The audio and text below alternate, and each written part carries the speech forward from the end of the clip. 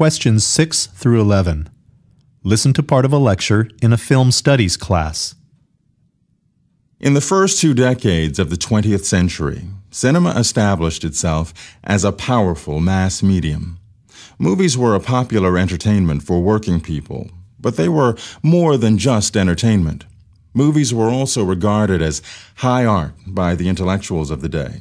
Many people believed that cinema, or film, would be the defining art form of the new century. Even in its earliest years, film was developing its own style, a style that was distinct from that of the theater. But what do we mean when we speak of film style? To put it simply, style is the texture of a film's images and sounds. It's the filmmaker's systematic use of the techniques of the medium. For example, staging, lighting, performance, camera framing, and focus. Editing and sound also contribute to style. A few filmmakers of the silent era were already developing film style, most notably in the editing technique of cutting. Cutting is when the action is broken up into separate shots or pieces of film, and then the shots are recombined to tell the story in a coherent way. Before cutting, the action in films was like it was in the theater. The action took place far away from us, and it was continuous. It wasn't interrupted by any closer views of the actors. Early film critics didn't like films that looked too much like theater. Theater was a well-recognized art form with its own traditions and methods. However, film was something new, and, well, it was an art form that owed its birth to the technology of the moving picture camera. The critics preferred to see stylistic camera work and editing, the techniques that set film apart from theater. A lot of critics felt that editing was the most important film technique. Cutting, the change from shot to shot, was regarded as the key to film artistry. Another film technique, called cross-cutting, made it possible to tell 2 stories at the same time. Cross-cutting, it's also called parallel action. It involves showing segments from 2 different sequences, moving back and forth from one to the other, so the 2 stories appear to be taking place at the same time.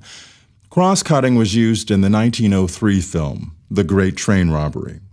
The film shows bandits escaping from the scene of their crime, and then it cross-cuts to a scene where the townspeople are dancing at a party, unaware the robbery has taken place.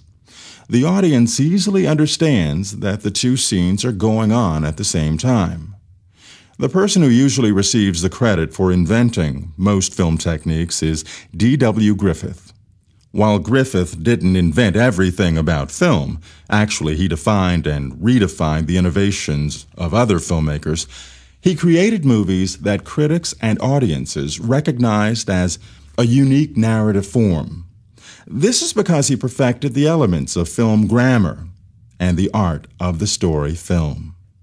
Instead of having one camera shoot a scene from one position, D.W. Griffith filmed each scene from many angles, and then he pieced together the sequences in the editing room.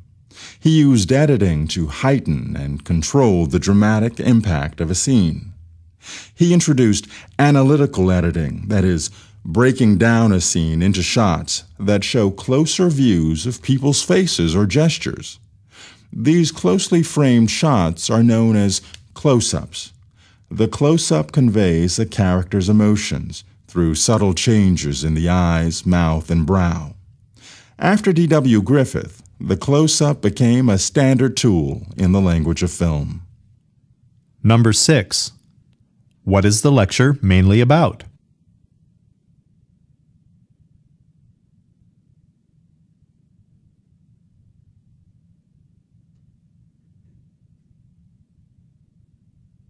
Number 7. Which of the following contribute to the style of a film?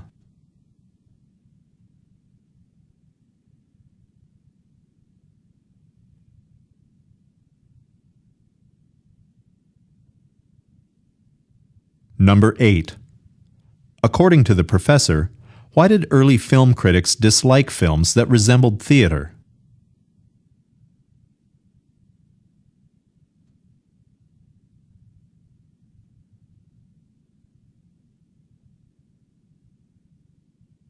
Number 9.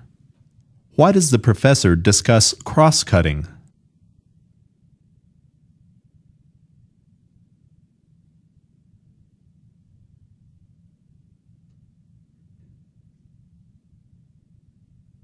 Number 10.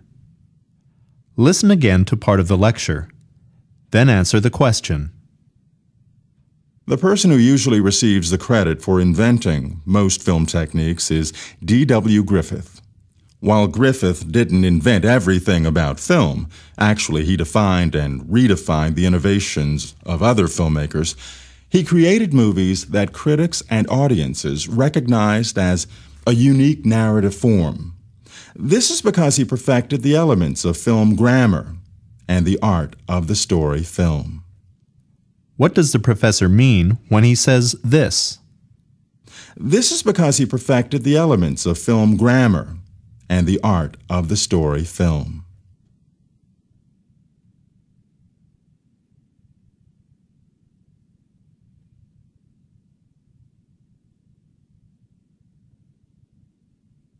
Number 11. Which camera shot would probably best show that a character is frightened?